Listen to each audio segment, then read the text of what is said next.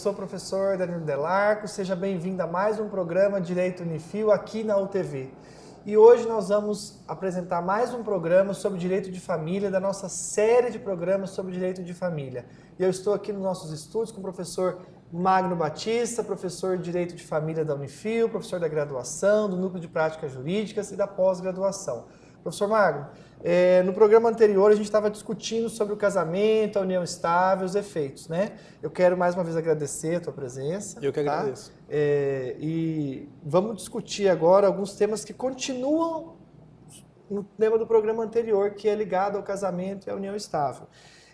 Uma pergunta aqui, em relação ao regime de bens, né? Há alguma distinção referente ao casamento e à união estável? Como é que fica essa questão do regime de bens? Né? Na verdade, os regimes que podem ser adotados são os mesmos tanto no casamento quanto na união estável. Dá para escolher? Dá para escolher. Que regime de bens? A exceção, a regra é a liberdade de escolha de regime. Isso é uma regra, né, do próprio Código. Ele permite que aqueles que se casam ou estão, na verdade, antes do casamento, né, o nome que se dá àqueles que estão em processo, né, de habilitação ao casamento são os nubentes. Então, né, antes da celebração, eles devem optar por um regime de bem. Né? O que é o regime de bem, só para as pessoas entenderem? Seria, né, as regras que vão reger, né, a questão patrimonial daquele casal. Tá. Né? Então, a opção de escolha de regimes, né, o regime que nós chamamos de regime legal ou comum, né, sem seria o regime... escolher nada. Exatamente. Né? A opção, né, ela não depende de um outro, né, documento que é chamado de pacto antinupcial.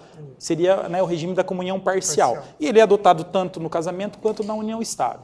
Na união estável, como não há obrigatoriedade de um contrato, se não houver esse contrato escrito, o regime será esse. Né? No casamento, há a possibilidade de outras, né, escolhas. Durante, por exemplo, se eu escolhi um regime, né, ou eu deixei regime parcial, eu posso, no curso do meu casamento ou da união estável, alterar esse regime? Por exemplo, eu quero separação total agora, ou eu quero comunhão total dos bens. Eu posso fazer essa alteração no curso do casamento?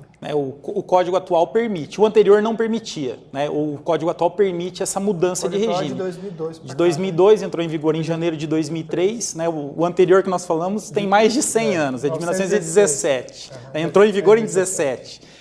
Na verdade, é possível, só que essa mudança depende, né, de um pedido judicial. Né? Então, não é no próprio cartório. Né? Aí, na verdade, o juiz precisa autorizar, né? Precisa haver uma justificativa. Né? Em regra... Você pode querer fraudar direito. Exatamente. Não pode prejudicar terceiros que, eventualmente, tenham contratado com esse razão. Né? E a escolha só fica limitada, né, com relação a uma opção que a lei... Né, dependendo de uma situação fática daquele casal, o regime é de separação obrigatória. Né? Então, a regra é que há liberdade de escolha, né, comunhão parcial, universal, separação total ou absoluta e participação final nos aquestos. Mas então, são 4 tipos. Na verdade, né, temos 2 de separação. Um que você opta, né, que realmente é incomunicável, que os bens, né, ficam...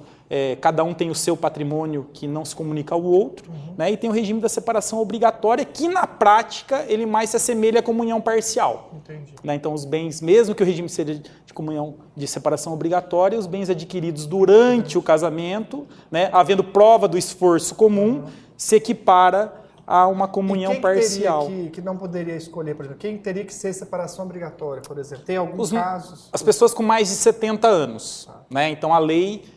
menores, igual você falou, 16, se houver, na verdade, se houver necessidade de, né, autorização judicial, de suprimento judicial, o regime seria da separação obrigatória. Uma outra situação seria a pessoa que era casada, que se divorciou, mas não fez a partilha dos bens do primeiro casamento. Sim. Ou viúvo ou viúva. Não é barato fazer essa partilha. Exatamente. Ou viúvo e viúva, que era casado, houve a morte, ele já estaria apto a casar novamente, mas não fez o inventário e a partilha dos bens aos herdeiros. Então o legislador entende que poderia haver uma confusão patrimonial entre os bens do primeiro casamento e do segundo. Então ali a lei não dá a opção de escolha, seria obrigatória. Pessoa casada no civil e que esteja separada de fato. Isso que você falou no programa passado, né? Então, a pessoa é casada no cartório, tem lá formalizado o casamento e ela é separada de fato. Só para relembrar e ratificar isso, ela pode se juntar novamente, ou seja, ela pode constituir uma nova família e tal, ou seja, é união estável, concubinato? Pode. Na verdade, o casado que está separado de fato, ele pode, obviamente, constituir uma nova família. Tá. Aí né? vai ser como união estável. União estável. Tá. Né? Para que haja o casamento, né? Antes teria que ser feito o quê? O divórcio. Né? Então, porque é com o divórcio que o vínculo do casamento ele é rompido de forma definitiva. Né? Então, aí é uma diferença. Eu disse que, na prática, né, não há diferença, mas nesse aspecto, né, a união estável é mais maleável. Mesmo a pessoa casada e separada de fato pode conviver em união estável. Quem está em união estável e separou de fato, ela pode viver em união estável normalmente ou casar. Pode, não há problema. Ela não tem impedimento. Não tem, é exatamente. Da pessoa que é o casado, ele tem que fazer o divórcio para que ele possa se casar novamente, mas não impede a união estável de ser constituída. A não ser que ele esteja impedido, aí você falou, aí não dá. No caso, se ele não estiver separado de fato, se tiver uma família paralela, ou seja, não... Né, se separou da esposa e tem uma família paralela ou né, um relacionamento extraconjugal, não se trata de união estável. Essa questão das famílias paralelas, uma pergunta aqui também sobre isso, né? A existência de famílias paralelas é possível, ou seja, você explicou no programa passado, mas a família paralela depende muito de qual era o regime que a pessoa, o que a pessoa já tinha constituído. Se era casada e ela se separou, ela pode ter uma família. Aí não seria nem paralela. Paralela vai ter duas. Paralela, exatamente. O cidadão é casado e tem um relacionamento extraconjugal. Né? Tá. Então é isso que foi feito. Exatamente. Então né? a família paralela é uma família que seria. A margem do casamento. Mas de uma pessoa que é casada. Também? Ou da união. Na verdade, duas uniões estáveis é que os impedimentos seriam os mesmos do casamento. Né? É claro que há discussão a respeito disso, né? Se seria possível várias uniões estáveis, concomitantes. Né? Mas como a questão do casamento e da união estável vigora o princípio da lealdade entre os cônjuges e companheiros. Então a fidelidade é um dever do casamento, previsto em lei, e é um dever também do companheiro. Então ele deve guardar, né, o respeito à fidelidade. Né? Tanto é que, recentemente, né, o CNJ ele teve que atuar com relação à possibilidade de escrituras, né, de uniões entre mais de duas pessoas. Né? Os cartórios, né, 2 cartórios em São Paulo, no interior de São Paulo, estavam fazendo escrituras de uniões estáveis entre 3 pessoas. Né? E aí houve uma reclamação ao CNJ e ele, né, na verdade, como órgão que vai, né, fazer a parte de corregedoria e controle do foro extrajudicial, entendeu que não é possível, né, porque vigora o dever de lealdade e fidelidade entre os companheiros. Eu vou chamar o intervalo e não saia daí, a gente volta já.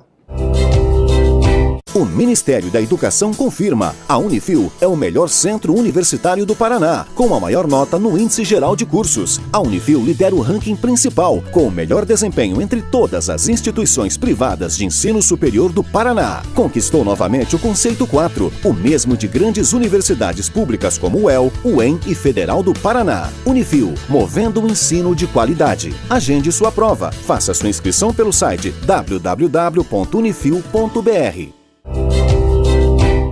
Voltamos a mais um programa Direito Unifil aqui na UTV. Eu estou com o professor Magno Batista, que está esclarecendo para a gente várias dúvidas sobre direito de família. Professor, nós encerramos o bloco anterior falando sobre a questão das famílias paralelas, né?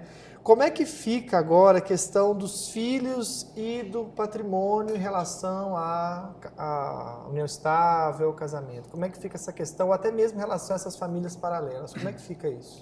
Na verdade, com relação aos filhos, né, não há distinção. Filho, né? igual você filho falou no programa anterior. Filho é filho, vai ter direito Obviamente à herança. Que eles podem discutir a respeito de quem ficará com a guarda, a questão né, do regime de convivência, né, as visitas, a questão dos alimentos, a pensão, né?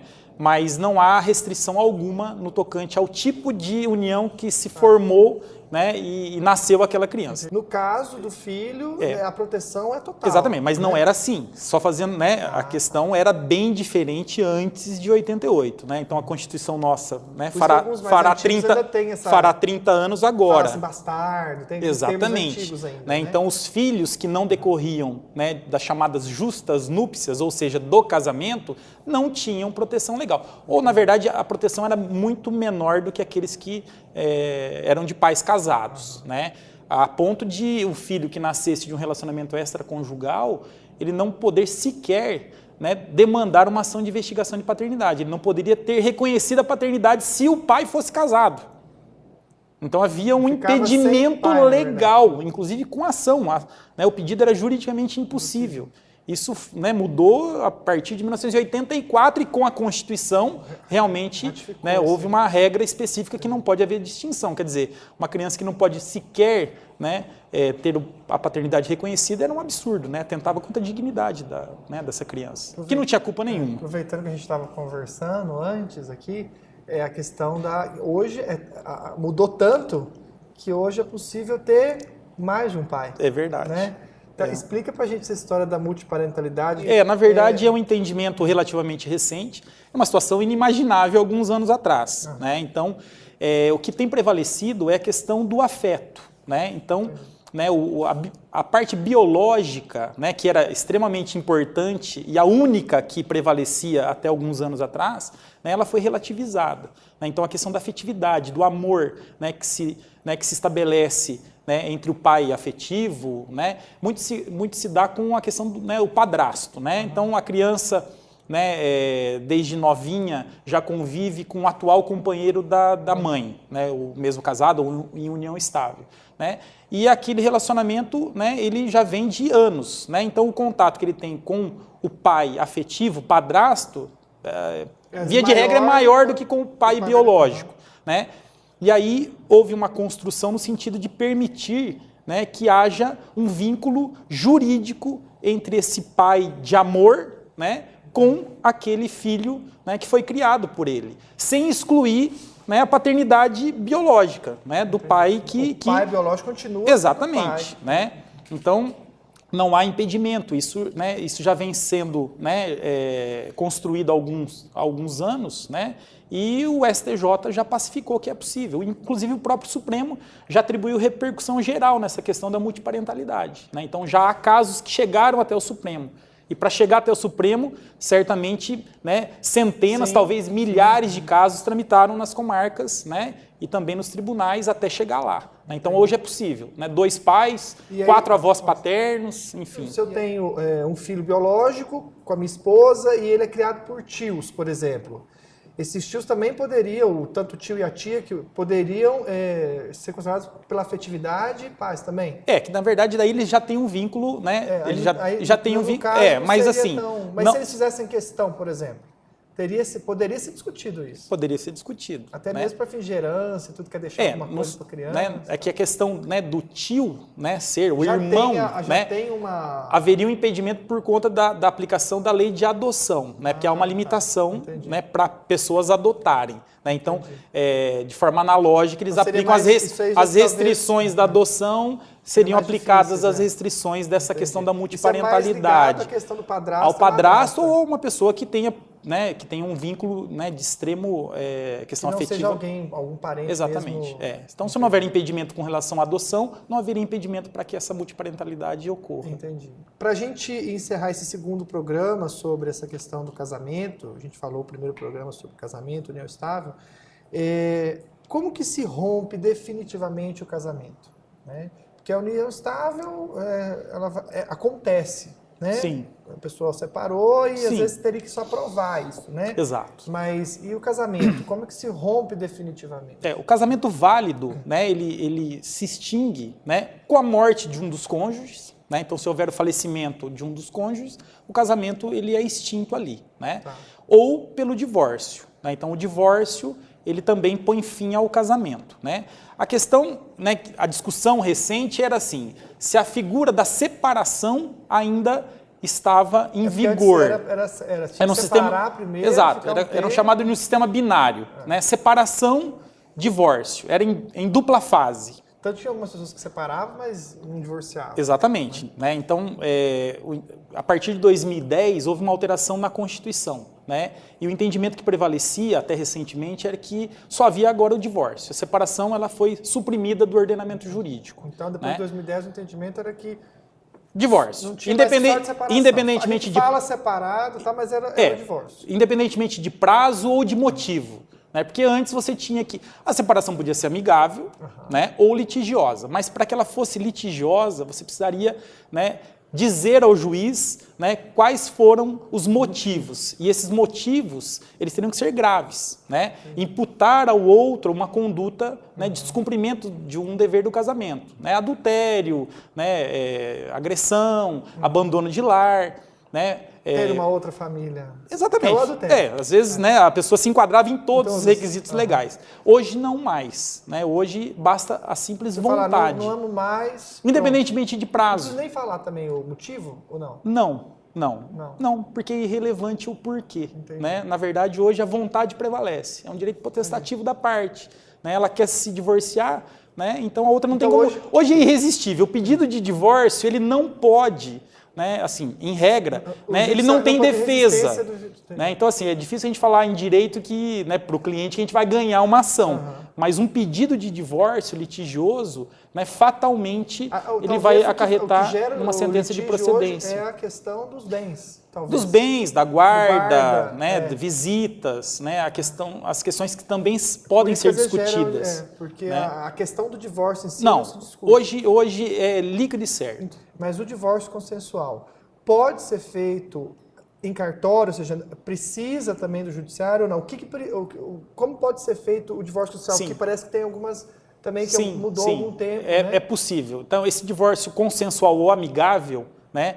Ele, desde 2007, né, há uma previsão de que ele pode ser feito em cartório, em tabelionato, né? Só que com algumas regras. Né? Então, no caso, ele tem que ser amigável, não pode haver litígio ou divergência entre eles em relação a alguns pontos.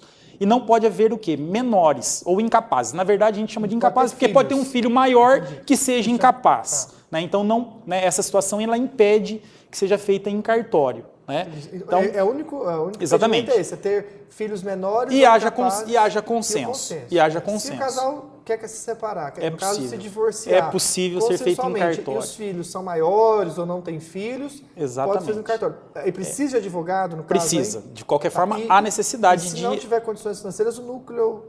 Só que no núcleo a gente não faz o administrativo, em cartório. Tá, só litigioso. Mas é mesmo... Não, na verdade nós fazemos o consensual, né, judicial. Tá. Então a figura do divórcio consensual judicial, né, ele não foi extinto. Entendi. A questão do cartório... cartório... dos filhos, esse consensual não. Na verdade, porque é uma questão, né, de sistemática do próprio núcleo, né, por conta de assistência judiciária, que nós temos uma presunção, então, aí se a né, pessoa quiser fazer rapidamente em cartório, porque os filhos são maiores, ou porque não tem, ela teria que procurar um advogado particular para fazer em cartório. E aí o cartório mesmo faz tudo, a pessoa, o advogado só teria que assinar lá. Na verdade, o advogado participa também para, né, ver se está tudo em ordem, mas a participação se reflete a vontade, né, do casal. Constata ali a vontade deles. Exatamente, né, exatamente. Entendi. Bom, professor, esse segundo programa a gente vai encerrar aqui por causa do nosso tempo, mas a gente vai voltar no terceiro programa, a gente vai falar sobre pensão alimentícia, algumas modalidades, e eu continuo contando com a sua audiência, agradeço pela sua audiência, e o nosso próximo programa vai continuar sobre direito de família e, mais uma vez, destaco que a Unifil tem pós-graduação em direito, no direito civil, direito de família, direito penal, direito de trabalho, previdenciário. E se você é formado, tem uma graduação e quer fazer uma especialização de qualidade com preço bom, procure a Unifil. Aqui vai passar na nossa tela o site, o e-mail e o telefone, tá? Aguardo vocês no próximo programa. Obrigado mais uma vez pela sua audiência.